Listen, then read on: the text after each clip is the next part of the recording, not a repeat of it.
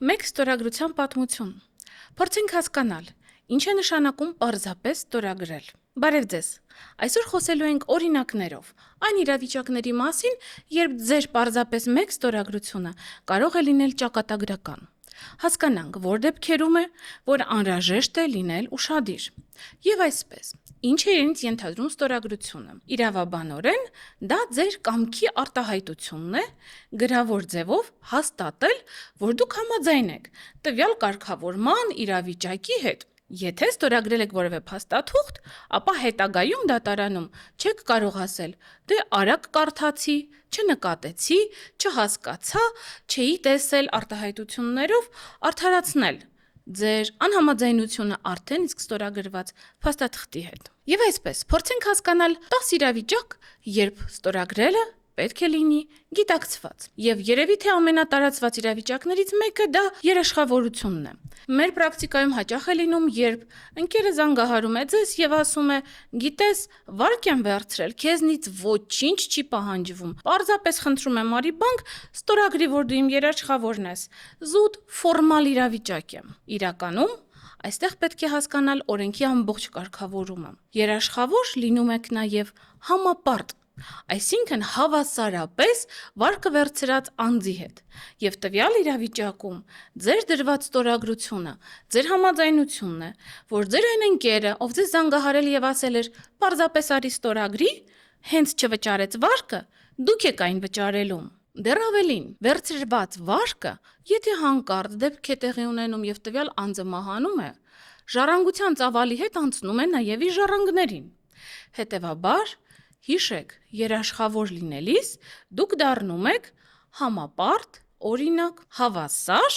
պատասխանատու։ Եվ դրանով ձեր ստորագրությամբ դուք տվել եք ձեր համաձայնությունը վճարելու ուրիշի պարտքերը։ Հետևաբար հիշեք, երբ դուք ստորագրում եք երաշխավորության պայմանագրի տակ,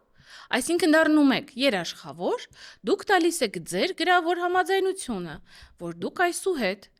հավասարապես, եթե համապարտ եք, պատասխանատվություն եք կրում տվյալ անձի բոլոր վարկերի, տույժերի եւ տուգանքների համար։ Իրավիճակ երկրորդ։ Մենք շատ հաճախ ունենում ենք իրավիճակներ, երբ մարդիկ այսպես կոչված հանձնման ընդունման ակտերը առանց կարդալու են ստորագրում։ Որ իրավիճակներն են դրանք։ Ենթադրենք, դուք գնել եք կահույք կամ պատվիրել եք վերանորոգում լոգասենյակի։ Աշխատանքը կատարված է։ Մասնագետը ձեզ տալիս է թուղթ, որի վերևում գրված է հանձնման ընդունման ակտ։ Առանց կարդալու դուք այն ստորագրում եք, իսկ հաջորդ օրը ձեր վերանորոգված սանհանգույցում պայթում է խողովակ եւ ձեր ամբողջ հարևանները բողոքում են, որ դուք ջրել եք նրանց։ Հիմա դուք փորձում եք այդ ամենը բացատրել, որ դա վարպետն էր արել, խողովակն անորակ էր, խնդիրն այստեղ է եւ փորձում եք փոխհատուցում պահանջել վարպետից կամ կազմակերպությունից, որը իրականացրել է նորոգում։ Ցավոք սրտի, եթե դուք ստորագրել եք հանձնման ընդունման ակտը, որտեղ գրված է, որ աշխատանքներն արված են որակյալ, դուք չունեք որևէ դիտարկումներ, ամենայն հավանականությամբ անգամ դատարանում դուք կպարտվեք, որովհետև դուք արդեն իսկ ընդունել եք կատարված աշխատանքների կամ ծառայությունների որակյալ լինելը եւ ստորագրել եք փաստաթուղթը, հետեւաբար համաձայնել եք կատարված աշխատանքների որակով լինելու հետ։ Իրավիճակ 3. Կրկին շատ հաճախ տեղի ունեցող իրավիճակ։ Պատկերացրեք, ձեր աշխատավայրում տեղի է ունենում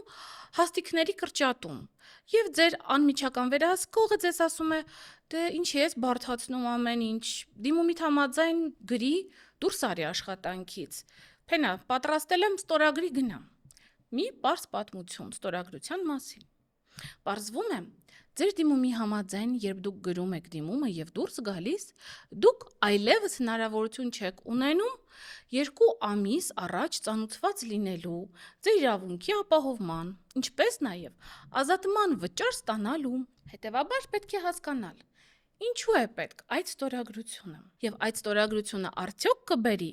ձեզ համար ավելի վատ իրավիճակ, քան եթե տեղի ունենար ազատում գործատուի նախաձեռնությամբ։ Այս մասին իհարկե շատ ավելի մանրամասն մենք խոսել ենք մեր նախորդ էպիզոդներում, որտեղ կարող եք առավել մանրամասն դիտարկել եւ տեսնել, ինչպիսի կարգավորումներ կան աշխատանքային պայմանագրերի լուծման վերաբերյալ։ Մի հետաքրքիր կարգավորում եւս։ Այսօր պայմանագրերում շատ հաճախ է նշվում գաղտնիության կամ ոչ մրցակցայնության մասին դրույթը։ Սակայն իմ պրակտիկայում համենայն դեպս մարդիկ անգամ իրենց աշխատանքային պայմանագրերը չեն կարդում կամ ստորագրում են մեկ օրինակ, չստանալով իրենց օրինակը։ Ինչ է ինձ ենթադրում գաղտնիության կարգավորումը։ Դա իրավիճակ է, երբ դուք պարտավորվում եք որևէ կերպ չհրապարակել, չտարածել գաղտնիքը աշխատանքում։ Ինչպես է դա դրսևորվում։ Ենթադրենք ունենք իրավիճակ, երբ դուք որևէ աշխատանքային փաստաթուղթ մեյլով ուղարկել եք ձեր անձնական փոստի վրա։ Եթե ձեր գործատուն այդ մասին տեղեկանա, եւ եթե դա լինի դասակարգված գաղտնի փաստաթուղթ, ապա հիմք է, որպեսզի դուք ճանաչվեք գաղտնիության կարգավորումը խախտած անձ, քանի որ այն ուղարկել եք այսպես կոչված աշխատանքային շրջանակից դուրս տիրույթ։ Եվ այստեղ շատ հաճախ նախատեսվում են որոշակի տույժեր եւ տուգանքներ։ Նմանատիպ կարգավորում է նաև նախատեսում չմրցակցության մասին դրույթը։ Սա տեսեք ինչ իրավիճակներում է տեղի ունենում։ Մասնավորապես շատ օգտագործվում է օրինակ ֆինանսական ոլորտի կազմակերպություններում կամ IT ոլորտի կազմակերպություններում, երբ ձեր աշխատանքային պայմանագրում նախատեսվում է, որ այս աշխատանքից դուրս գալուց հետո մինչև եւս 1 տարի դուք չեք կարող որևէ այլ մրցակից կամ նմանատիպ կազմակերպությունում զբաղեցնել նմանատիպ պաշտոն։ Սա արվում է այն նպատակով, որպեսզի ձեր ստացած գիտելիքը, գաղտնի տվյալներն ու տեղեկությունները չօգտագործվեն մրցակից կազմակերպությունների կողմից։ Այն իրավիճակներում, երբ դուք խախտում եք այս դրույթը, կրկին պայմանագրով կամ դատական կարգով ձեզնից կարող են բռնագանձվել տույժեր եւ տուգանքներ։ Հետևաբար, ձեր աշխատանքային պայմանագիրը ստորագրելիս միշտ ուշադրություն դարձրեք, ինչ պայմաններով եք դուք անցնում աշխատանքի եւ ինչպիսի պայմաններ կարող են գործել անգամ պայմանագրի ժամկետը դադարելուց հետո։ Իրավիճակ 5-րդ, որը կրկին շատ հաճախ է պատահում ինձ հետ որպես փաստաբանի։ Մեզ մոտ մարդկային վստահության աստիճանը երբեմն անհավանական կամ տիեզերական կարելի է անվանել։ Մարդիկ ստորագրում են դատարկ թղթի տակ, ինչ որ բլանկի ներքևում։ Օրինակ լինում է իրավիճակ, երբ ձեր գործընկերը գալիս ասում է. «Տես, պետք է դիմում ստորագրվի կամ պետք է նամակ ստորագրվի, որ ես պիտի տանեմ դեսպանատուն, բայց դեռ պատրաստ չէ, խնդրում եմ բլանկի ներքևում ստորագրես, առավոտյան տեքստը կպատրաստեմ, կտպեմ վրան, կտանեմ, դու միևնույն է ուշ պիտի գաս աշխատանքի»։ Եվ այսպիսի իրավիճակներում հանկարծ մի որոշ ժամանակ հետո հայտնի է դառնում, որ ձեր ստորագրության վերևի մասում, որը դատարկ էր մնացել, տպված է տեքստ այն մասին, որ դուք պարտք եք գումար ձեր տվյալ աշխատակցին։ Նման իրավիճակներում դատարանում կապացուցվի, որ դա ձեր իսկական ստորագրությունն է, եւ դուք չեք ունենա գրեթե որևէ շանս վիճարկելու, որ այդ փաստաթուղթը կեղծ է, իրական չէ։ Հետևաբար, մի ստորագրեք որևէ դատարկ փաստաթղթի տակ։ Դուք չգիտեք, վերևում տեքստի հատվածում ինչ կհայտնվի։ 21-րդ դարում մենք հաճախ ստորագրում ենք ապահովագրական պայմանագրեր, սակայն շատ հաճախ չենք կարդում այն ամենը, ինչը գրված է փոքր տառերով։ Սակայն փորձը ցույց է տալիս, որ հենց այդ փոքր տառերով գրվածները միշտ ամենակարևորն են։ Օրինակ, կարող է լինել իրավիճակ, որ դուք ապահովագրել եք ձեր մեքենան բոլոր հնարավոր իրավիճակներից, եւ տեղի է ունեցել ձեր մեքենայից գողություն։ Դուք դիմում եք ապահովագրական կազմակերպությանը, որպեսզի ստանաք փոխհատուցում, սակայն ձեզ ցույց են տալիս ձեր պայմանագիրը, եւ այնտեղ 10 չափի տառաչափով գրված էսպիսի մի փոքրիկ հատված, որն ասվում է, որ ապահովագրական կազմակերպությունը պատասխանատվություն չի կրում եւ փոխհատուցում չի տրամադրի այն իրավիճակներում, եթե գողությունը կատարվել է ձեր մեքենայից, որը կայանված է եղել կայանման համար չնախատեսված վայրում, օրինակ, եւ դա հենց ձեր իրավիճակն էր։ Հետևաբար, որպեսզի ապահովագրված լինեք եւ ձեր գործողությունները կանխատեսելի դառնան, միշտ կարդացեք հատկապես պայմանագրերի փոքր տառերով գրված հատվածները։ Դրանք որպես կանոն հենց այն բացառություններն են, որոնց մեջ մեզնից յուրաքանչյուրը կարող է հայտնվել։ Եվս մեկ իրավիճակ։ Շատ հաճախ մենք իրականացնում ենք արք ու վաճառքի պայմանագիր, եւ այդ պայմանագրի կնքումից առաջ ընդունված է վճարել B-ը։ Կանխավճար ասածը։ Սակայն շատ քչերը գիտեն, որ կա այսպիսի մի իրավիճակ, կարգավորում, եւ դա կարող է լինել նաեւ ձեր պայմանագրում գրած, որ օրինակ դուք չեք կարդացել։ Այն իրավիճակներում, երբ դուք օրինակ փոշմանում եք եւ ցանկանում եք այլևս չշարունակել գործարքը, կան իրավիճակներ, որ այդ վճարված B-ը ոչ միայն չի վերադարձվում, այլ նաև, եթե դուք եք վաճառողը եւ փոշմանել եք, դուք պարտավորված եք լինելու կրկնակի օրինակ գումարը փոխհատուցել։ Սրանք նորից կարգավորումներ են, որոնք պետք է նախապես հասկանալ հետագայում լրացուցիչ ֆինանսական ծախսեր չունենալու համար։ Իրավիճակ 8։ Սակայն ինձ թվում է, սա իր կարևորությամբ կարող է դասվել առաջինների շարքում։ Շատ հաճախ մարդիկ ճանապարհատրանսպորտային պատահարների արդյունքում կազմված ակտերը շոկի իրավիճակում բարկացած լինելով կամ չհասկանալով ստորագրում են առանց որևէ դիտարկում ներառելու։ Օրինակ, տեղի է ունեցել պատահար, կազմվել է հատակագիծը, ինչպես է տեղի ունեցել ենթադրենք, իրականում գործնականում դուք դրա հետ համաձայն չեք, բայց դուք անգամ առանց կարդալու ստորագրել եք այն։ Հետևաբար ենթադրվում է, որ դուք համաձայնվել եք արդեն իսկ կազմված փաստաթղթի հետ։ Ինչ ենք խորհուրդ տալիս մենք, եւ այդ մասին կրկին մենք ունենք մեկ այլ էպիզոդ, որտեղ կարող եք մանրամասն ծանոթանալ կարգավորումներին։ Բոլոր իրավիճակներում, երբ կազմվել է ակտ, հարկավոր է այն կարդալ, եւ եթե դուք ունեք անհամաձայնություն վերջինիս հետ, նշումների բաժնում գրեք, որ ես ունեմ առարկություններ, որոնք մանրամասն ներկայացված են կից փաստաթղթով եւ ինչ որ թղթի վրա շարադրեք ձեր համաձայնությունը։ Օրինակ, այս պարագայում արդեն իսկ ստորագրելով ակտը եւ ստանալով ձեր պատճեն, դուք կարողանում եք այն առավել հեշտությամբ վիճարկել։ Հետևաբար, ցանկացած իրավիճակում որևէ ակտ, որը լինի ճանապարհատրանսպորտային կամ հարկային կամ որևէ այլ մարմնի կողմից կազմված, ստորագրելուց առաջ միշտ կարդացեք այն եւ ներառեք ձեր դիտարկումները։ Հաջորդ իրավիճակը, որը շատ հայտնի է, հաճախ լինում է իրավիճակ, երբ ժառանգություն է բացվել,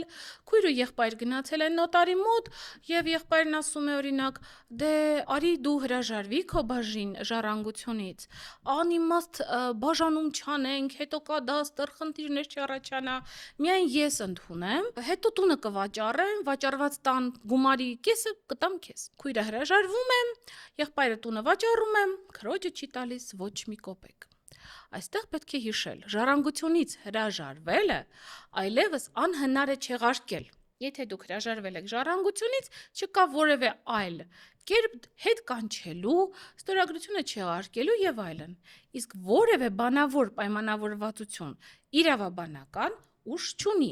Հետևաբար, եթե դուք ցանկանում եք ստանալ ժառանգության ձեր մասը, ապա բարի եղեք իրավական ճանապարհով ամրագրել ձեր իրավունքները։ Եվ վերջում խոսենք մի իրավիճակի մասին, որը կրկին հաճախ է պատահում կենցաղային ինչ-որ իրավիճակներում։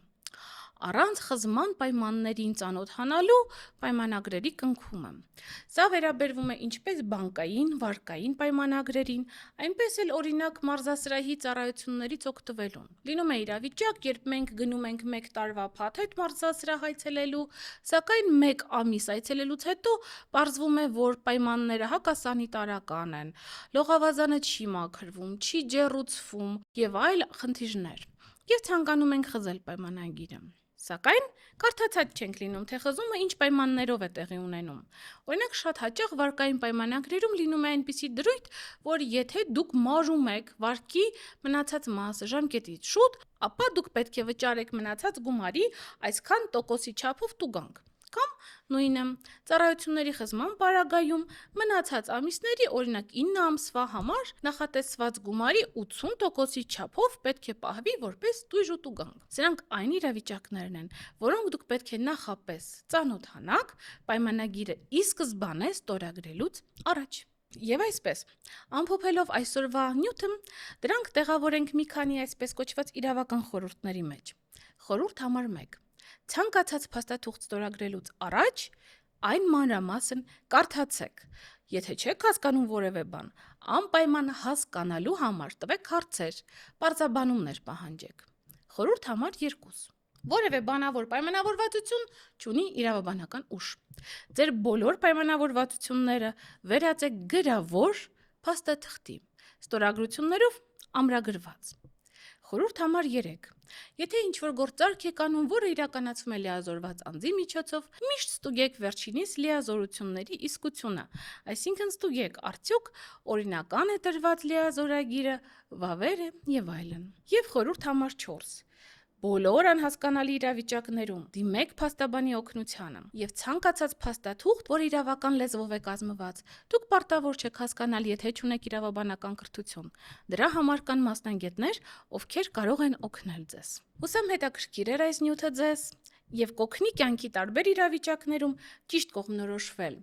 Ավելին իմանալու համար բաժանորդագրվեք իմ ալիքին, սեղմեք զանգակ կոճակը եւ թողեք ձեր հարցերը մյուս էպիզոդների համար։ Հաջողություն։